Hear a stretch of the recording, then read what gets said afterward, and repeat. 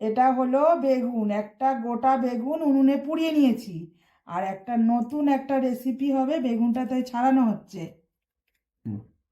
বেগুনটা এবার ভাঁজ ভাঁজ করে ছাড়িয়ে নেওয়া হচ্ছে, কেন পোকা আছে কিনা ভালো করে দেখে নিতে হবে। যেহেতু মানে গোটা বেগুন পোড়ানো হয়েছে, এই জন্য ভালো করে দেখে নিচ্ছি এটা। বেগুনটা ছাড়ানো পুরো কমপ্লিট, আমি ভাঁজ ভাঁজ করে ছাড়িয়ে নিচ্ছি এটা একটা একটা করে এইভাবে ছাড়িয়ে নিচ্ছি। এইভাবে পুরো ছাড়িয়ে নিয়েছি, দেখছো? পুরো ফাঁকা ফাঁকা করে দেখে নিতে হয় পোকা আছে কিনা।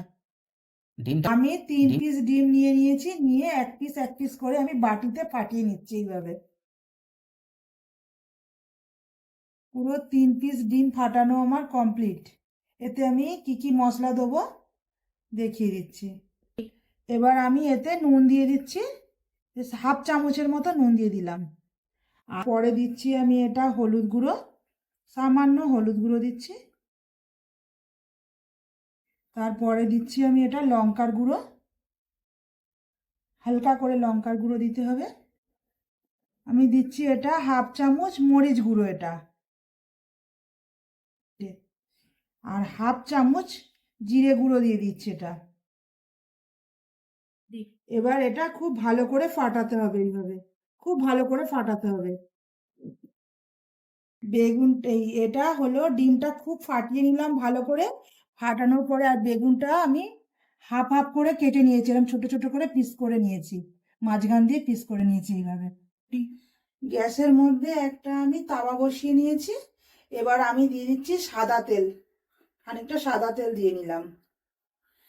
এবার আমি বেগুনটা পুরো ডিমের সাথে একদম মাখিয়ে নিচ্ছি। মাখিয়ে নিয়ে আমি তাওয়াতে আস্তে করে ছেড়ে দিতে হবে, এটা বেশি তাড়াহুড়ো করলে হবে না, আস্তে করে করে ছাড়তে হবে। এইভাবে আপটা বানিয়ে নেব, রেডি।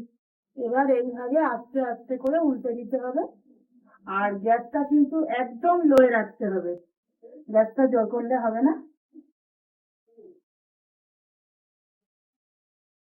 এবার এইভাবে পুরো উল্টে দেওয়ার পরে ওপরটা পুরো লালচে ভাব এসে গেছে, আস্তে করে এরকম তেলটা একটু নাড়িয়ে দিতে হবে। না, আমার ভাজা পুরো কমপ্লিট হয়ে গেছে। এবার আমি আস্তে করে একটা প্লেটে আমি তুলে নেব, আস্তে আস্তে তুলতে হবে, তাড়াহুড়ো করলে হবে না। এবার আমার রেডি আছে বেগুন আর ডিমের রেসিপিটা পুরো রেডি। আর কেমন লাগলো বন্ধুরা কমেন্ট করবে, হ্যাঁ।